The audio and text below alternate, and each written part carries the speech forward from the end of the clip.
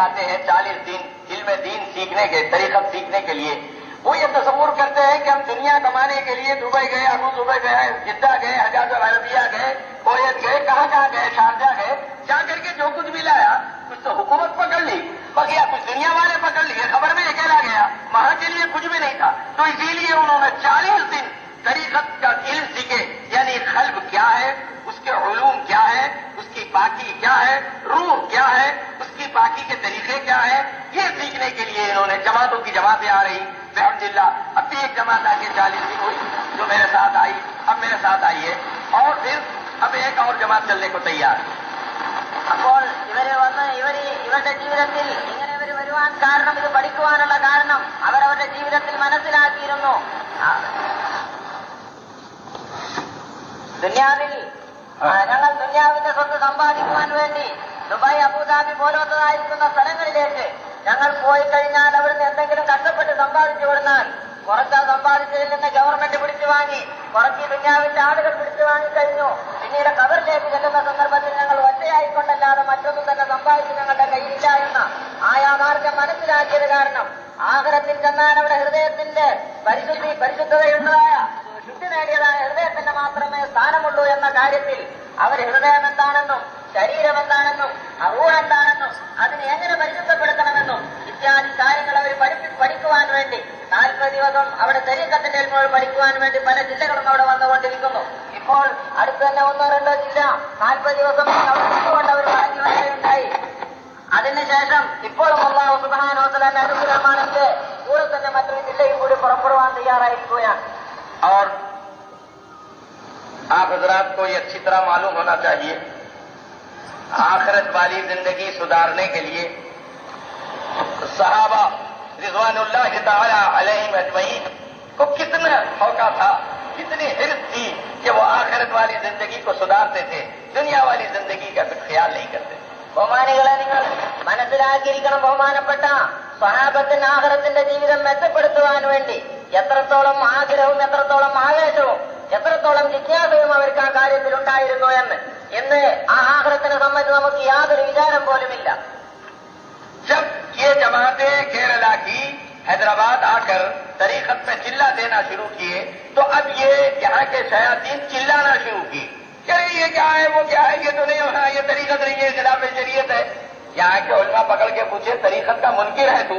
नहीं, हम तरीक़त के तो कायल हैं मगर शायद के मुनकिर है।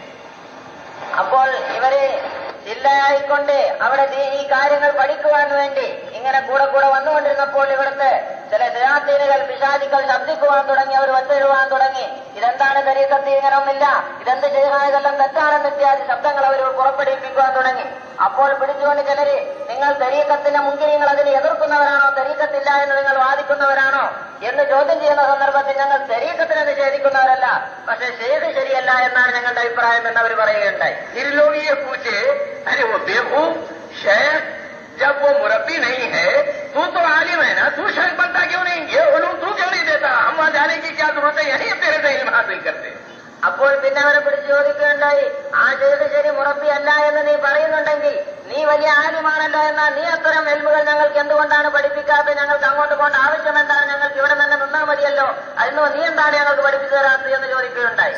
हमारे खुलफा में से खलीफा पूछा, वो शैतान, तू तो पुट्टों की उम्र खराब करा, तू भी खराब कर रहा है, तू तो इतना तो बोलते, दिल का मिज़दाक़ क्या है, दिल किसको बोलते, कुरान ने दिल भी कहा, फवाद भी कहा, फवाद का मिज़दाक़ क्या है, दिल का मिज़दाक़ क्या है, ये दिल वो है जो सनोवरी शक्ल का तुर्रा लटक रहा है, कुत्ते और बैल को भी है, बकरे को भी है, हजारों वक्त दिल का सूप पी गए तुम, कुरान ने जो दिल कहा उसका मिज़दाक़ क्या है, परेशान हो गए. എന്റെ നമ്മുടെ ഖലീഫമാരിൽ എന്നൊരാള് അവർ ആലിമിനോട്, ഒരു പണ്ഡിതനോട് ചോദിക്കുകയുണ്ടായി, ഓ നീ ഹൃദയത്തിനെ സംബന്ധിച്ച് നീ ഇത്രയും പറയുന്നുണ്ടെങ്കിൽ ഹൃദയം എന്താണ്, ഹൃദയം എന്ന് പറഞ്ഞാൽ അത് ഏതിനെ സംബന്ധിച്ചാണ് പറയുന്നതിന്റെ മിസ്താക്ക് എന്താണെന്ന് ചോദ്യം ചെയ്യുകയുണ്ടായി. ഹൃദയം എന്ന് പറഞ്ഞാൽ ഈ ആകൃതിയിൽ ഹൃദയത്തിന്റെ ഈ ഭാഗത്ത് തൂങ്ങിക്കൊണ്ടിരിക്കുന്ന, നെഞ്ഞു ഭാഗത്ത് തൂങ്ങിക്കൊണ്ടിരിക്കുന്ന മാംസ കഷ്ണത്തിന്റെ പേരാണോ ഹൃദയം എന്നുണ്ടെങ്കിൽ നായ്ക്കൾക്കും പട്ടികൾക്കും അതുപോലെ മൃഗങ്ങൾക്കും എല്ലാവർക്കും ഉള്ളതായിരിക്കുന്ന ഒരു വസ്തു തന്നെയാണ്. എത്രയോ ഹൃദയങ്ങളുടെ സൂപ്പുണ്ടാക്കി നിങ്ങൾ കുടിച്ചിട്ടുണ്ടായിരിക്കും. എന്നാൽ ഖുർആനിൽ ഹൃദയം എന്ന് ഖൽബ് എന്ന് പറഞ്ഞു, ചിലടത്ത് ഫുആദ് എന്ന് പറഞ്ഞു. ആ ഖുർആനിൽ പറഞ്ഞതായിരിക്കുന്ന യഥാർത്ഥ ഹൃദയത്തിന്റെ മിസ്താഖ് എന്താണ്, ഏതിനെ സംബന്ധിച്ചാണ് ഹൃദയം എന്ന് പറയുന്നത് എന്ന് ചോദിച്ച സന്ദർഭത്തിൽ മറുപടി ഇല്ലാതിരുന്നു. जब तू खल्क को नहीं जानता तो उसकी पाकी क्या जानेगा, നീ കൽബെന്ന് കൽബ് എന്ന് പറഞ്ഞാൽ എന്താണെന്ന് അറിയാത്ത നീ അതിനെ പരിശുദ്ധപ്പെടുത്തുക എന്ന് എങ്ങനെയാണെന്ന് നീ എന്തറിയാനാണ്? അപ്പോ जवाब तो मिलता नहीं। अब तरीकत के खिलाफ जलसे कायम होते हैं क्या जायज से, वो तरीकत जो है खिलाफ शरीयत है। तू मुआवजा का शरीयत तरीकत दे दे, यहाँ का बच्चा ज्यादा गई को बाहर, अगर बैल अगर गांव में बिकते तो बाहर जाने की जरूरत क्या थी? गांव में खरीदार नहीं है उसका, तो इसीलिए बाहर बिकता है बैल जाके। तो इसीलिए अगर तेरे को अगर यह उलूम मालूम है तरीकत के, कुरान पढ़ा रहा है, तफसीर पढ़ा रहा है, सब कुछ पढ़ा रहा है, जहां तनख्वाह बड़ी मिलती वहां चले जाता, छोटी तनख्वाह पे नहीं रहता, ऐसा कुरान पढ़ा रहा तू, तो बावजूद इसके अगर ये तरीकत का इल्म तू दे दे, क्या जरूरत पड़ेगी इनको जाके 1000 मील दूर जाकर के 40 दिन 20 बच्चों को छोड़ के रहने की? അപ്പോൾ അതിന്റെ മറുപടി ഒന്നും തന്നെ അവർക്ക് പറയുവാനില്ല എന്ന് വരുന്ന സന്ദർഭത്തിൽ അവർ അതിനെ നിഷേധിക്കുവാൻ തുടങ്ങുന്ന അങ്ങനെ ഒരു തരീഖത്ത് അത് ശരിയല്ല, അതിലങ്ങനെ അത് ശരീഅത്തിന്റെ എതിരാണ്. ആ തരീഖത്ത് എന്താണ്? ശരീഅത്തിനോട് വിരുദ്ധമായതാണ്, പല കാര്യങ്ങളും അതിൽ ശരീഅത്തിന്റെ തെറ്റുകളുണ്ട് എന്നിത്യാദി വെറും വാക്കുകൾ മാത്രം ഇങ്ങനെ വിടുവാൻ അവർ ശീലിച്ചിരിക്കുകയാണ്. എന്നാൽ മനസ്സിലാക്കണം, നീ ഇത്രയും വലിയ ആലിമാണ്, തഫ്സീർ ഹദീസ് പോലത്തതായിരിക്കുന്ന കാര്യങ്ങൾ നീ പഠിപ്പിക്കുന്നുണ്ടെങ്കിൽ യഥാർത്ഥമായിരിക്കുന്ന ആ ഹൃദയത്തിനോട് ബന്ധപ്പെടുന്ന ഇൽമുകൾ, ഹൃദയത്തിനെ പരിശുദ്ധമാക്കുന്ന അറിവുകൾ നീ തന്നെ പഠിപ്പിക്കുകയാണെങ്കിൽ പുറത്തേക്ക് ഇവർക്ക് പോകേണ്ട, അവിടുത്തെ കുട്ടി അങ്ങോട്ട് പോകേണ്ട ആവശ്യം എന്താണുള്ളത്, അവിടെ ചെന്ന് പഠിക്കേണ്ട കാര്യം എന്താണുള്ളത് നീ തന്നെ ഇവിടെ നിന്ന് നൽകുകയാണെങ്കിൽ എന്ന് നിങ്ങൾ മനസ്സിലാക്കിയിരിക്കേണ്ടതാണ്. तुम्हारे को एक बात बतला रहा हूं, जरा समझ लो। वो तरीकत का तो कायल है, मगर बोलता है शेख नहीं होना, शेख मुरब्बी नहीं है। अच्छा, अरे वो शैतान तेरे घर में कभी बिरयानी पकी, ईसाल सवाब हुआ, उसमें दही डाला क्या नहीं डाला? നിങ്ങൾ ഒരു വിഷയം ഞാൻ നിങ്ങൾക്ക് കാണിക്കാം. ഇവര് പറയും തരീഖത്തൊക്കെ ശരിയാണെങ്കിലും പക്ഷെ ഷെയ്ഖ് മുറബിയല്ല, ഷെയ്ഖിനെ സംബന്ധിച്ചാണ് ഞങ്ങൾക്ക് അഭിപ്രായ വ്യത്യാസം, ഷെയ്ഖ് മുറബിയല്ല എന്നുള്ളതാണ്. ശരി, അങ്ങനെ തന്നെയാണെങ്കിൽ നീ മനസ്സിലാക്ക്, ഓ ശൈത്താനോ പിശാചേ, നീ നിന്റെ വീട്ടിൽ എപ്പോഴെങ്കിലും ബിരിയാണി വെച്ചിട്ടുണ്ടോ? ആ ബിരിയാണി വെച്ച സന്ദർഭത്തിൽ അതിൽ തൈര് പാർന്നിട്ടുണ്ടോ? ഇല്ലേ? എന്നാലും ഉമ്മാന്റെ മറുപടി പാർന്നിട്ടുണ്ട് എന്ന് പറയും. തൈര് എവിടുന്നാണ് നീ കൊണ്ടുവരാൻ? बाजार से लेता क्या नहीं लेता? അങ്ങാടിയിൽ നിന്നല്ലേ കൊണ്ടുവരുന്നത്. जब बाजार से लिया तो इन्नमल मुशरिकून नजसुन कहा, नजिस से नहीं लेकर फातिहा में कहता बताता नहीं, तेरे बाप की बंदी हो चेलू में, तू तो मुफ्त खाने का आदि है, बिरयानियां घर में पकाता नहीं, बोले वो फर्ज कभी पका नहीं लिया दामाद के वास्ते, तो इन्नमल मुशरिकून नजसुन बोला, दही अच्छा है, बेचने वाला काफिर है, उससे तो बराबर डालेगा दही। അപ്പോൾ തൈര് അങ്ങാടിയിൽ നിന്ന് വാങ്ങുന്ന സന്ദർഭത്തിൽ അതിനെ ചെയ്ത് തൈരാക്കി ശരിക്കുണ്ടാക്കുന്നവരധികം ഹിന്ദുക്കൾ അമുസ്ലിമീങ്ങളായിട്ട് നിങ്ങൾക്ക് അനുഭവപ്പെടും. അവരെ സംബന്ധിച്ച് ഇന്നവൻ മുശ്രിക്കൂ നജസും മുശ്രിക്കീങ്ങളെ നജസാണ് എന്ന് നീ മനസ്സിലാക്കുന്നുണ്ട്. പക്ഷെ അവരിൽ നിന്ന് വാങ്ങുന്ന തൈര്, പക്ഷെ നിന്റെ വീട്ടിൽ ബിരിയാണി എവിടെ നിന്നൊക്കെ നീ വെറുതെ കിട്ടുമ്പോ തിന്ന് ശീലിച്ചവനാണ്. ഇനി അഥവാ വല്ല മരങ്ങൾക്കും വേണ്ടി എപ്പോഴെങ്കിലും ഉണ്ടാക്കിയിട്ട് ചെയ്തിട്ടുണ്ടെങ്കിൽ അവിടെ മുശ്രിക്ക് നജീസാണ് എന്ന് നീ പറയുന്നത് അവരിൽ നിന്ന് വാങ്ങുന്ന തൈരിന് നിനക്ക് യാതൊരു ആക്ഷേപവുമില്ല. और अंदर कुछ वो दही जिससे लेता है, वो औरत जो तुझे दही देती है, वो औरत को है ज्यादा क्या नहीं है, क्या मर्द को आता? പുറത്തും കൂടി ഉള്ളിലേക്ക് അതിനെ സംബന്ധിച്ച് പ്രവേശിക്കുകയാണെങ്കിൽ തൈര് നിങ്ങൾ വാങ്ങുമ്പോൾ അതുണ്ടാക്കുന്നവര് അമുസ്ലിമീങ്ങളായ സ്ത്രീകളായിരിക്കും. ആ സ്ത്രീകൾക്ക് അയല് രക്തം ഉണ്ടാവുക എന്നത് സ്ത്രീകളുടെ സ്വഭാവമാണ്. അതിനെ പരിശുദ്ധപ്പെടുത്തൽ, അയലിൽ നിന്ന് ശുദ്ധിയാവൽ എങ്ങനെയാണെന്ന് ആ പെണ്ണുങ്ങൾ സ്ത്രീകൾക്ക് തിരിയുമോ? अरे वो शैतान मुसलमानों में 95% औरत को हैज से बाकी नहीं मालूम है। ഭ്രാന്തന്മാരെ മുസ്ലിമീങ്ങളിൽ നിന്ന് തന്നെ 95% സ്ത്രീകൾക്കും ഹൈലിൽ നിന്ന് ശുദ്ധിയാവേണ്ടത് എങ്ങനെയാണെന്ന് അറിയുന്നില്ല. वो धेरनी को जो दही बेचती है उसको हैज से पाक करना क्या मालूम है? तो अय्यार में जो दही खरीदता है वहीं जाके इतने से पानी तो धो के आई, वही हाथों से दही डाल के ले रही, सारा वाह क्या बेहतर नहीं पड़ता है। അപ്പോൾ ആ സ്ത്രീകൾക്ക്, മുസ്ലിമീങ്ങളായ സ്ത്രീകൾക്ക് തന്നെ അതിനെ സംബന്ധിച്ച് അയലിന്റെ പരിശുദ്ധി ശുദ്ധിയാക്കൽ അറിയുകയില്ല എന്ന് നീ മനസ്സിലാക്കിയിട്ടുണ്ടെങ്കിൽ ആ മുസ്ലിമീങ്ങളായ തൈരുണ്ടാക്കുന്ന സ്ത്രീകൾക്ക് അവർ അയലിൽ നിന്ന് ശുദ്ധിയാവേണ്ടത് എങ്ങനെയാണെന്ന് അവർക്ക് എന്തറിയാനാണ്? ആ അയലിന്റെ സന്ദർഭത്തിൽ, ആ കാലഘട്ടത്തിലായിരിക്കും ചിലപ്പോൾ അവർ ഉണ്ടായിക്കൊണ്ടിരിക്കുമ്പോൾ അവർ പുറത്തുപോയി കഴുകി ആ കൈകൊണ്ട് തന്നെ തൈര് കൂട്ടി മിക്സാക്കി നിനക്ക് തന്നിട്ടുണ്ടെങ്കിൽ അവിടെ നിനക്ക് യാതൊരു മസലയും ഒന്നും തന്നെ നിനക്ക് അവിടെ ഓർമ്മ വരുന്നില്ല. गले में डाल के बाहर ला के पूछ, तू ये काफिर तो दही कैसा खरीदा? मुसलमान की दही लेना। अगर मुसलमान के दही की दुकान होती मैं नहीं लेता तो गुनाहगार होता। तो मालूम हुआ कि मुसलमान की दही की दुकान नहीं, इसलिए काफिर से लिया।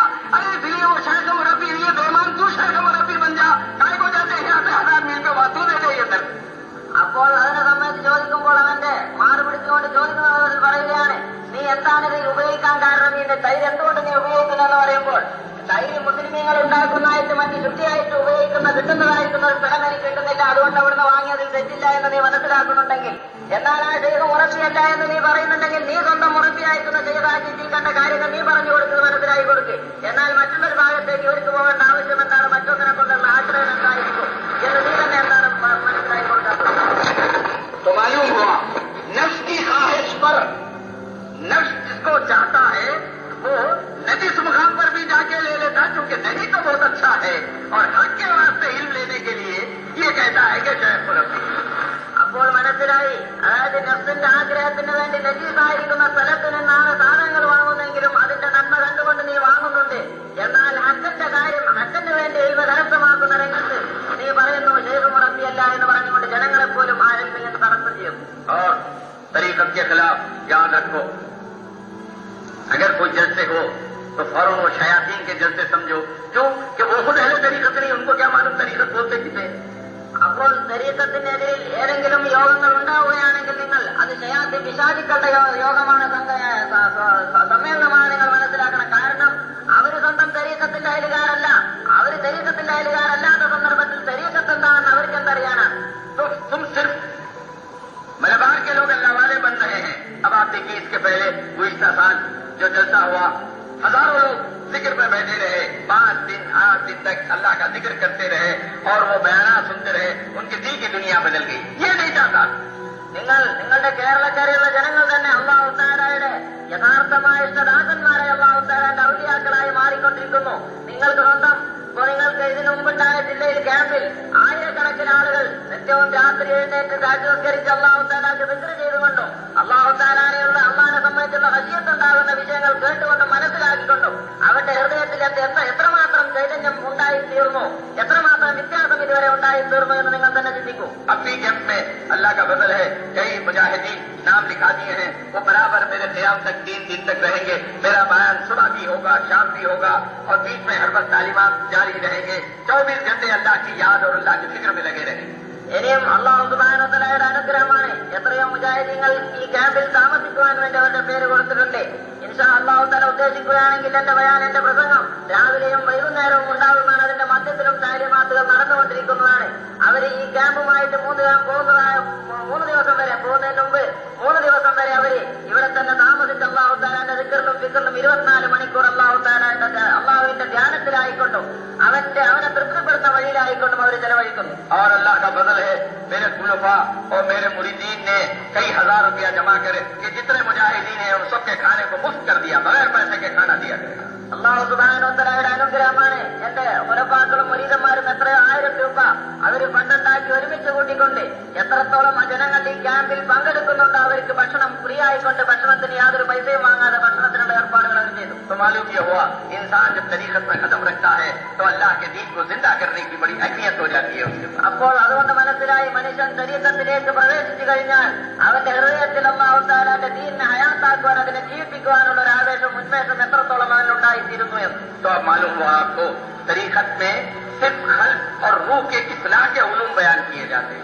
അപ്പോൾ നിങ്ങൾക്ക് മനസ്സിലായി കഴിഞ്ഞു, തരീഖത്തിൽ ഹൃദയത്തിന്റെയും റൂഹിന്റെയും ആത്മാവിനെയും പരിശുദ്ധപ്പെടുത്തുന്ന ഇൽമുകൾ മാത്രമാണ് സംസാരിക്കുന്നത് എന്ന്. और जो मुसलमान मरने का कायल है, मरने के बाद क़यामत में मर के उठने का कायल है और अल्लाह के पास हिसाब देने का कायल है, तो वहाँ उसको दिल क्या है, उसकी सफाई क्या है, रूह क्या है, उसकी जिला क्या है, इन उलूम को हासिल कर उस पर अमल करके आखिरत वाली जिंदगी को सुधारना चाहिए.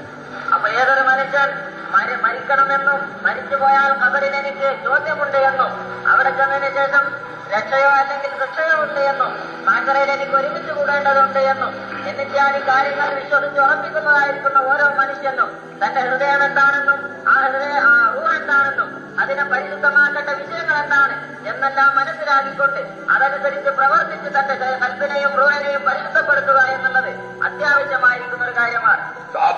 ये जलसे की इब्तिदा जो इब्तिदा मैंने की है, अल्लाह के हौल क़ुव्वत से, वो उलूम से आप आगाह हुए हैं जो क़ल्ब और रूह को जिला करने के लिए लाज़िमी है.